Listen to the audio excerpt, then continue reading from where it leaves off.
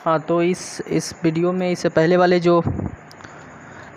वाले जो क्लास लिए थे उसमें आधुनिक आवर्त सारणी के दोष को बता दिया गया था, है ना। आधुनिक आवर्त सारणी के दोष और अवगुण को बताया गया था। हाइड्रोजन का स्थान जो कहे थे कि अनिर्णित माना गया है, क्योंकि ये हाइड्रोजन जो है ये धातु के साथ जैसा बिहेवियर, धातु के जैसा भी बिहेवियर को दिखाता है और अधातु के जैसा भी, इसलिए इसको अनिर्णित कहा गया है, ठीक है। और दूसरा हीलियम का स्थान था। हाँ, हीलियम का स्थान जो ये इसके संयोजकता कोष में टोटल 2 इलेक्ट्रॉन हैं, तो इसे वर्ग 2 का सदस्य होना चाहिए, लेकिन इसे वर्ग उत्कृष्ट गैस के साथ वर्ग 18 में रख दिया गया है। यही तो दोष है, 2 दोष है आधुनिक आवर्त सारणी का। अगर दोष या अवगुण पूछे तो एक हाइड्रोजन का स्थान बताना जो कि अनिर्णित माना गया है, और दूसरा हीलियम का स्थान जो वर्ग 2 का सदस्य होने के बजाय उसे वर्ग 18 में रखा गया। यही 2 दोष था। चलो, तो अब इसके बाद लास्ट क्वेश्चन है इस चैप्टर का, सबसे अंतिम और लास्ट क्वेश्चन है, वो है किसी परमाणु के गुणों का अनुमान लगाना। किसी परमाणु के गुणों का अनुमान लगाना। तो चलिए आज पढ़ेंगे, सबसे लास्ट है इस चैप्टर का ये क्वेश्चन, किसी परमाणु के गुणों का अनुमान लगाना। यानी ये क्वेश्चन है, एक मिनट। हाँ, तो आज जो पढ़ेंगे जो क्वेश्चन, यानी आधुनिक आवर्त सारणी के दोष पढ़ लिए हैं, उसके बाद जो आज पढ़ने वाले हैं उसका नाम है किसी परमाणु के गुणों का अनुमान लगाना। हम लिख देते हैं, देखो, किसी परमाणु के गुणों का अनुमान किस प्रकार लगाया जा सकता है। लिखिए, क्वेश्चन लिखिए, किसी परमाणु के गुणों का अनुमान किस प्रकार लगाया जा सकता है। किस प्रकार लगाया जा सकता है।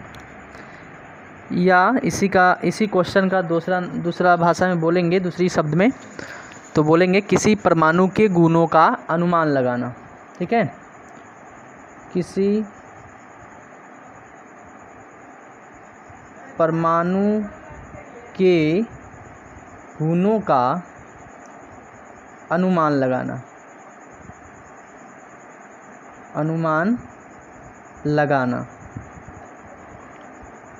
अनुमान लगाना ये टॉपिक है इस चैप्टर का। टॉपिक यही बचा है और सबसे अंतिम है, लास्ट है। इसके बाद ये आपका चैप्टर ख़त्म हो जाएगा। तत्वों का आवर्त वर्गीकरण जो चैप्टर है इस टॉपिक के बाद ख़त्म। तब हम NCERT का क्वेश्चन आंसर करेंगे, तब तक आज इसको समझते हैं, सबसे लास्ट क्वेश्चन को। चलो ठीक है, तो किसी परमाणु के गुणों का अनुमान किस प्रकार लगाया जा सकता है। तो देखिए, किसी परमाणु के गुणों का अनुमान किस प्रकार लगाया जा सकता है। हो गया, लिखो पहले, इसके बाद हम एक एक करके सारे पॉइंट्स को समझा देंगे। लिखो, आवर्त सारणी की सहायता से, नोट कीजिए आंसर, नोट कीजिए, हम इसको बोल रहे हैं, इसको आप लोग नोट करो। आवर्त सारणी की सहायता से किसी भी तत्व के परमाणु के गुणों की जानकारी प्राप्त किया जा सकता है। आवर्त सारणी की सहायता से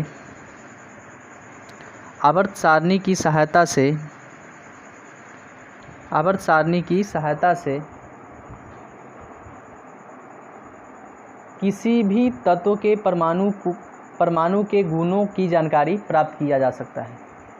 किसकी सहायता से? आवर्त सारणी की सहायता। आवर्त सारणी का मतलब मॉडर्न पीरियोडिक टेबल, यानी आधुनिक आवर्त सारणी। कौन सी आवर्त सारणी? आधुनिक आवर्त सारणी। उसकी सहायता से किसी भी तत्व के परमाणु के गुणों की जानकारी प्राप्त किया जा सकता है। हो गया, जो निम्नलिखित हैं। लिखो, जो निम्नलिखित हैं। नंबर 1 निम्नलिखित है। हाँ, नंबर 1 में लिखिए। नंबर 1 वर्ग संख्या।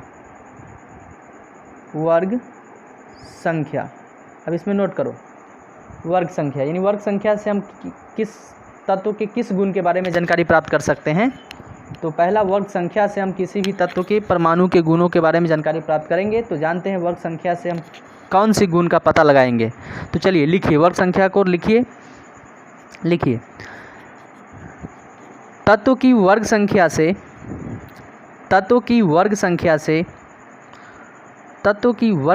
से तत्व के परमाणु की बाह्यतम कक्षा में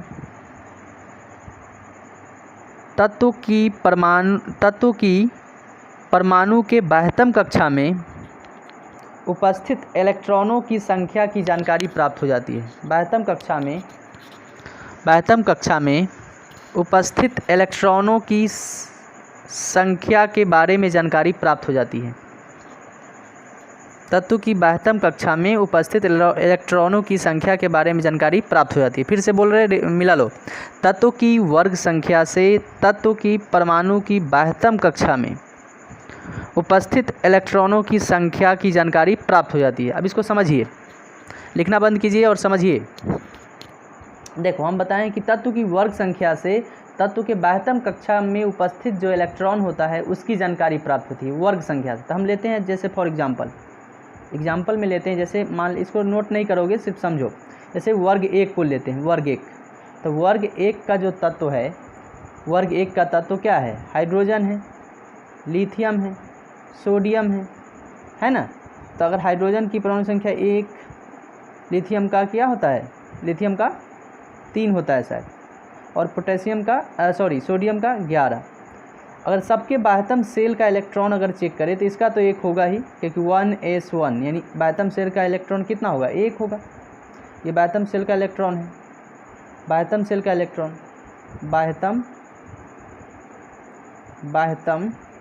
कक्षा का इलेक्ट्रॉन,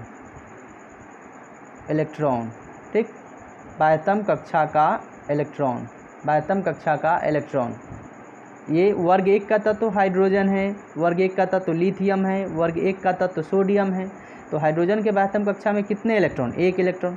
लिथियम की भी बाह्यतम कक्षा में 1 ही इलेक्ट्रॉन होता है, ये 1। फिर सोडियम की बाह्यतम कक्षा में भी 1 इलेक्ट्रॉन, 2 8 10 11, इसके भी बाह्यतम कक्षा में 1 ही इलेक्ट्रॉन है। यानी कुल मिलाकर बात ये हुआ कि वर्ग 1 का तत्व हाइड्रोजन है, लिथियम है, सोडियम है। और इसके बाह्यतम कक्षा का इलेक्ट्रॉन देखें तो बाह्यतम कक्षा में जो इलेक्ट्रॉन है वो भी 1 है। लिथियम के भी बाह्यतम कक्षा में 1 इलेक्ट्रॉन, सोडियम के भी बाह्यतम कक्षा में 1 इलेक्ट्रॉन। इसका मतलब ये हुआ कि तत्व की जो वर्ग संख्या होगी, जितनी तत्व की वर्ग संख्या होगी उतना बाह्यतम कक्षा का इलेक्ट्रॉन होगा। जितनी तत्व की वर्ग संख्या होगी उतना तत्व के बाह्यतम कक्षा का इलेक्ट्रॉन होगा। जितनी तत्वों की वर्ग संख्या होगी उतना तत्व के बाह्यतम कक्षा का इलेक्ट्रॉन होगा। समझ में आया? यानी अगर वर्ग 1 का तत्व है तो उन वर्ग 1 में जितने भी तत्व होगा उन सभी के सभी तत्वों में तत्वों के बाह्यतम सेल में 1 इलेक्ट्रॉन होगा।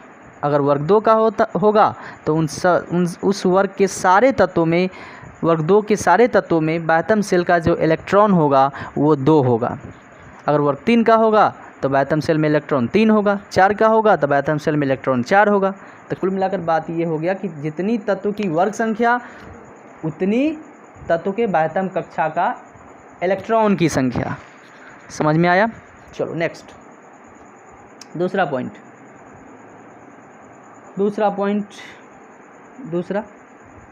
चलिए दूसरा, आवर्त संख्या।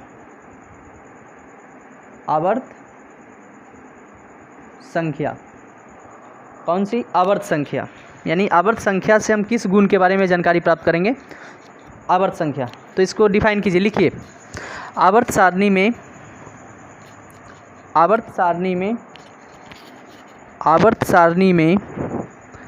तत्व की आवर्त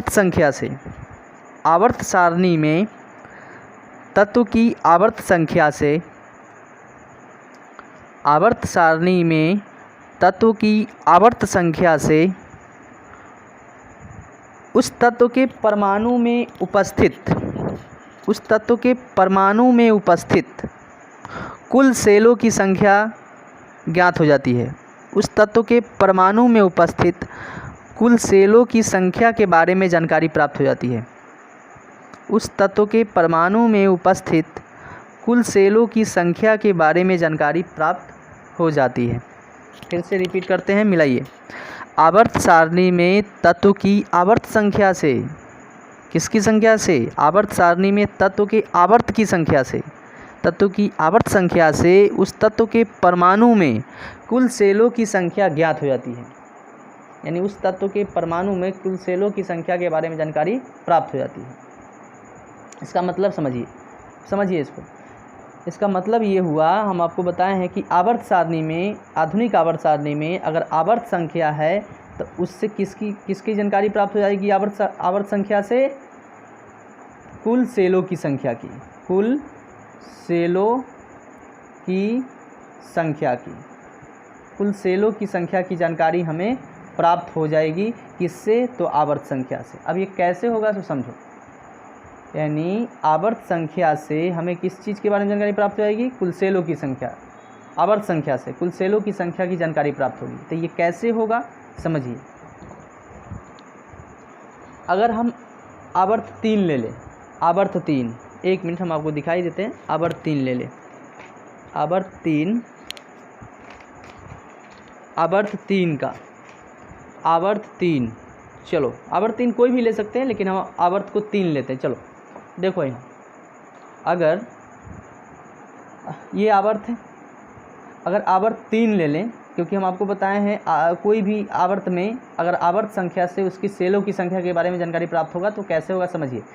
1, 2, पहला आवर्त, दूसरा, तीसरा। आवर्त 3 का सदस्य कौन है? सोडियम, है ना। आवर्त 3 का सदस्य कौन है? सोडियम, मैग्नीशियम, ये सब आवर्त 3 का सदस्य हैं। तो ये सोडियम आवर्त 3 का सदस्य है, तो सोडियम को ही लेते हैं। आवर्त कितना? ये आवर्त है 1, 2 नंबर में आवर्त रहता है और आपको रोमन में वर्ग। तो ये नंबर में 1, 2, 3, ये 3 जो है क्या है? आवर्त है। देखिए आवर्त है, और आवर्त 3 का सदस्य कौन है? सोडियम है। आवर्त 3 का सदस्य सोडियम, तो इसको लेते हैं। तो आवर्त 3 का सदस्य लेते हैं। कितने आवर्त का? आवर्त 3 का, आवर्त 3 का लेते हैं सोडियम, आवर्त 3 का सदस्य लेते हैं सोडियम। तो आपको बताए हैं आवर्त संख्या से सेलों की संख्या के बारे में जानकारी प्राप्त होती है। तो कैसे? देखिए आवर्त 3 का सदस्य सोडियम है, इसकी परमाणु संख्या कितना है? 11। अगर इसका इलेक्ट्रॉनिक कन्फिग्रेशन यानी इलेक्ट्रॉनिक विन्यास लिखें तो कितना होगा? 2, 8, 10 और 1, 11। यानी इसमें आवर्त संख्या, कितने आवर्त का तत्व है सोडियम? कितने आवर्त का तत्व? तीसरे आवर्त का तत्व है। यानी आवर्त 3 का सदस्य है सोडियम, आवर्त 3 का वर्ग 1 और आवर्त 3 का सदस्य है सोडियम। तो आवर्त संख्या 3 का है। अच्छा, इसमें सेल की संख्या कितना हो गई? 1, 2, 3। यानी जितनी आवर्त संख्या है उतनी सेलों की संख्या है। ये सेलों की संख्या है जी, ये सेलों की संख्या है। ये क्या है?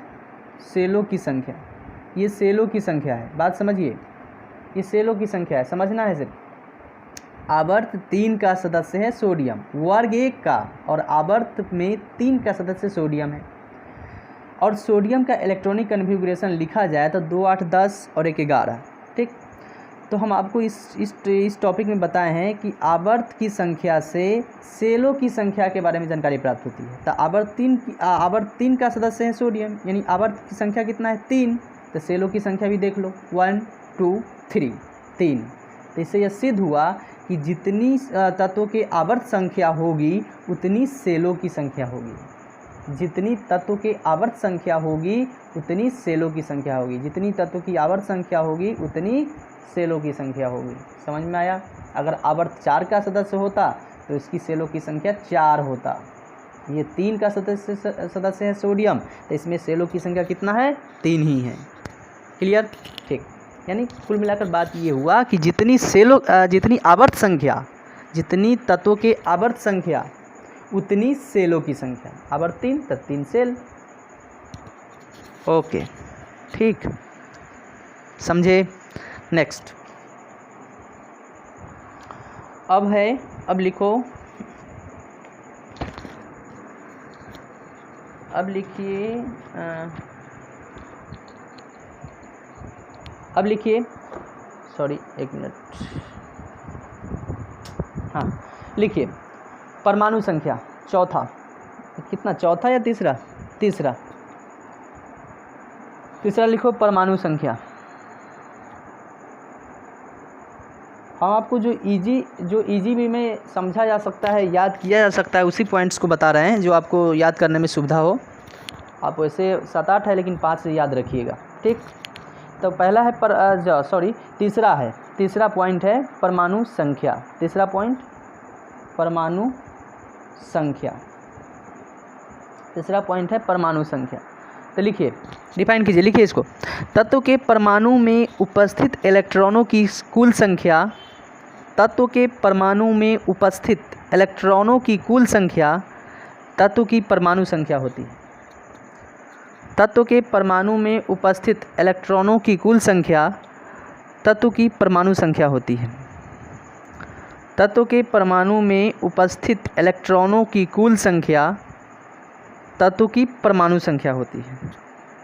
फिर से बोलते हैं, मिलाइए। किसी भी तत्व के परमाणु में उपस्थित इलेक्ट्रॉनों की कुल संख्या वह तत्व की परमाणु संख्या होती है।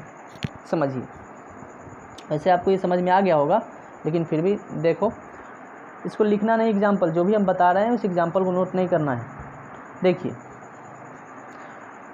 जैसे कि किसी भी तत्व को, तो कोई भी तत्व बताओ, कोई भी जैसे हम कोई भी ले लें, पोटेशियम ले लेते हैं 19, पोटेशियम 19 है।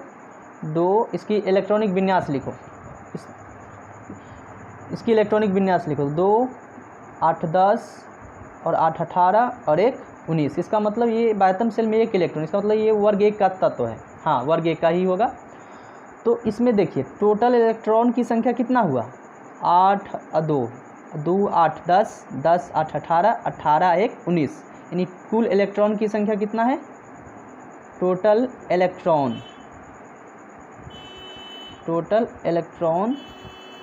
की संख्या, टोटल इलेक्ट्रॉन की संख्या कितना है, 8 10 18 1 19, यानी टोटल इलेक्ट्रॉन की संख्या कितना हुआ, 19 हुआ। तो जितनी तो कुल इलेक्ट्रॉन की संख्या है उतनी ही परमाणु संख्या होगी। ये परमाणु संख्या है। ये क्या है, परमाणु संख्या। ये क्या है, परमाणु संख्या। समझे? तो यानी किसी भी तत्व में अगर कुल इलेक्ट्रॉन की संख्या जितना इलेक्ट्रॉन की संख्या होगा उतना परमाणु संख्या होगा। किसी भी तत्व में कुल इलेक्ट्रॉन की संख्या जितना होगा उतनी परमाणु संख्या होगा। तो इसमें कुल इलेक्ट्रॉन कितना है पोटेशियम में, 8 10 10 8 18 1 19। टोटल इलेक्ट्रॉन कितनी है, 19 है। इसकी परमाणु संख्या भी क्या हो गई, 19 हो गई।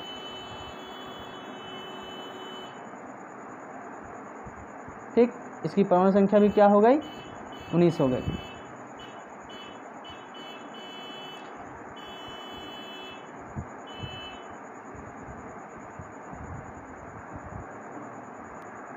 चलो नेक्स्ट लिखो।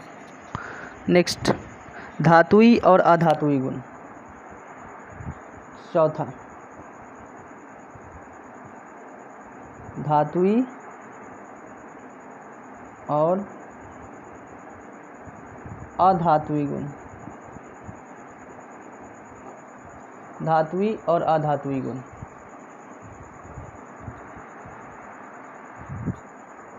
चौथा पॉइंट लिखो, धातुई और अधातुई गुण। चौथा धातुई और अधातुई गुण। चलो, तो अगला पॉइंट क्या है, धातुई और अधातुई गुण। धातुई और अधातुई गुण, नेक्स्ट पॉइंट उसी में चौथा पॉइंट लिखो, डिफाइन करो इसको, लिखो। हाँ लिखिए। तत्व के संयोजी इलेक्ट्रॉनों की संख्या से, देखिए देखो, संयोजी इलेक्ट्रॉन का मतलब होता है बाह्यतम कक्षा का इलेक्ट्रॉन। ये आपको अच्छे से पता है, कितना बार बोल चुके हम, बोल चुके ही नहीं है, बताए हैं।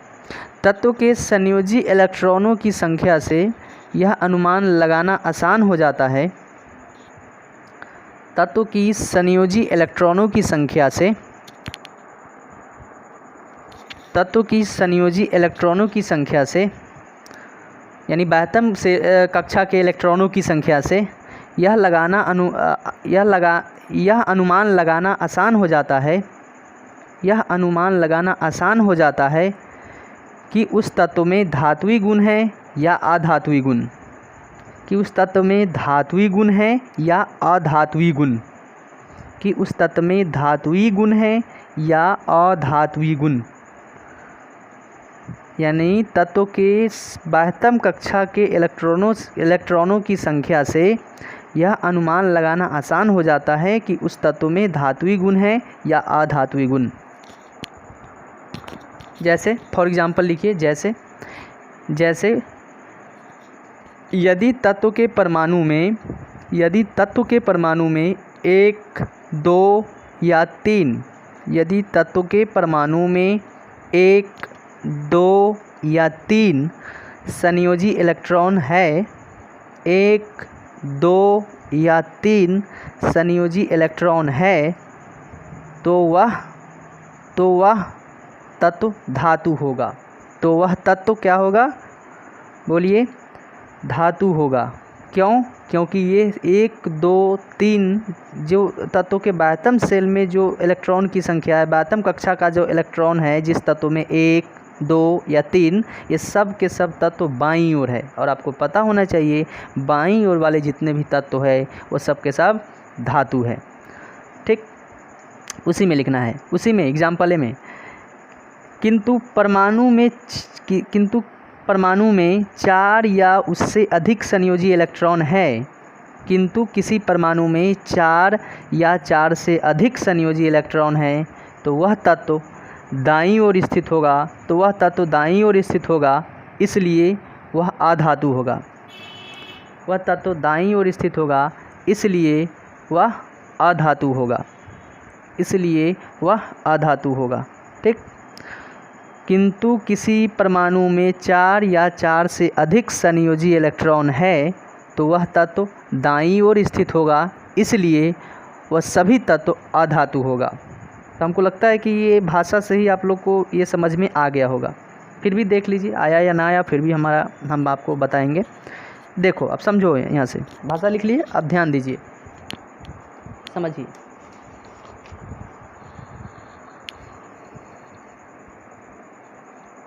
देखिए, आपको बताए हैं कि तत्व की संयोजी इलेक्ट्रॉनों की संख्या से उस तत्व में धात्विक गुण है या अधात्विक गुण है ये पता लगाया जा सकता है। जैसे कि लीजिए, जैसे हम सोडियम लेते हैं, सोडियम की परमाणु संख्या बताओ 11, इलेक्ट्रॉनिक कन्फिग्रेशन लिखो 2, 8, 10 और 1, 11। बाह्यतम सेल का इलेक्ट्रॉन कितना हुआ? 1।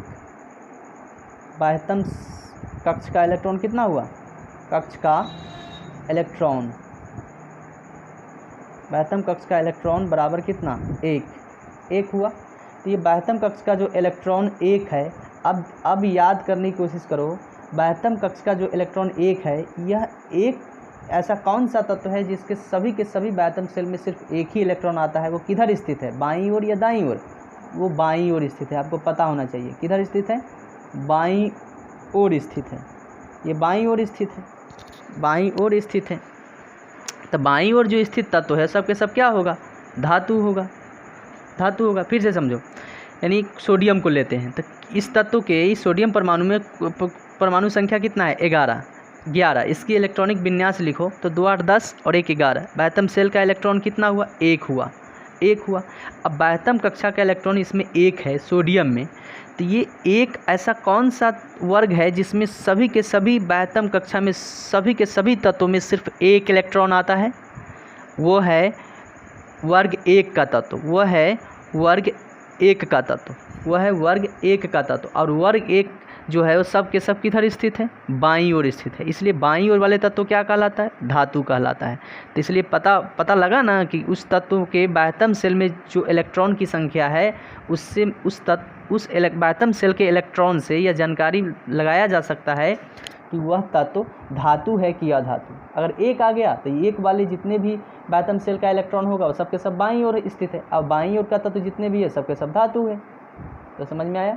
यानी ये पता लगाया जा सकता है कि किसी भी तत्व के बाह्यतम सेल की इलेक्ट्रॉनों की संख्या से यह जानकारी हासिल किया जा सकता है कि वह तत्व में धातुई गुण है या अधातुई गुण। समझे?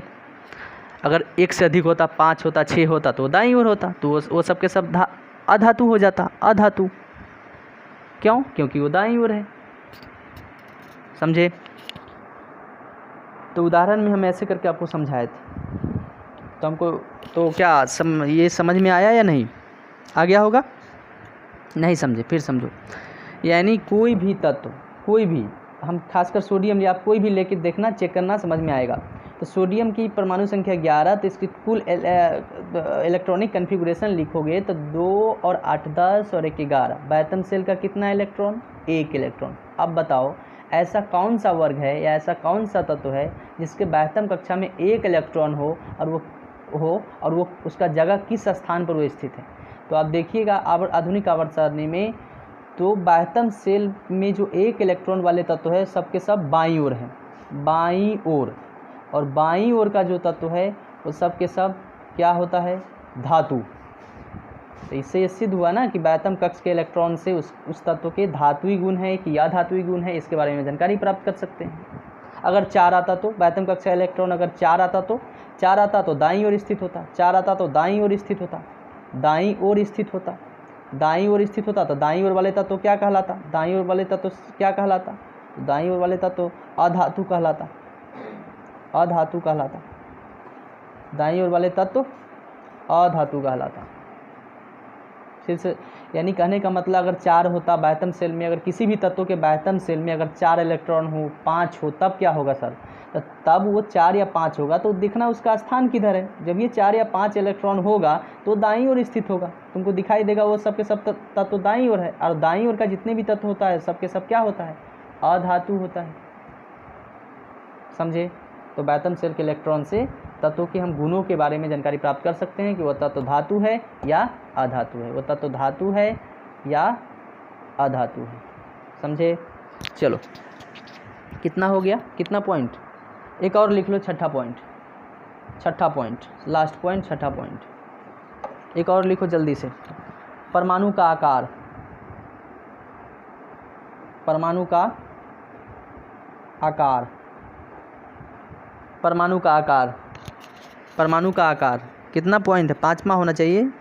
हाँ, परमाणु का आकार, हाँ 5वां पॉइंट है, लास्ट पॉइंट। लिखिए, तत्व के परमाणु में सेलों की कुल संख्या से, तत्व के परमाणु में, लिखो ना, किसी भी तत्व के परमाणु में सेलों की कुल संख्या से उस तत्व के परमाणु के आकार के बारे में जानकारी प्राप्त किया जा सकता है। उस तत्व के परमाणु के आकार के बारे में जानकारी प्राप्त किया जा सकता है। फिर से रिपीट करते हैं, मिलाइए।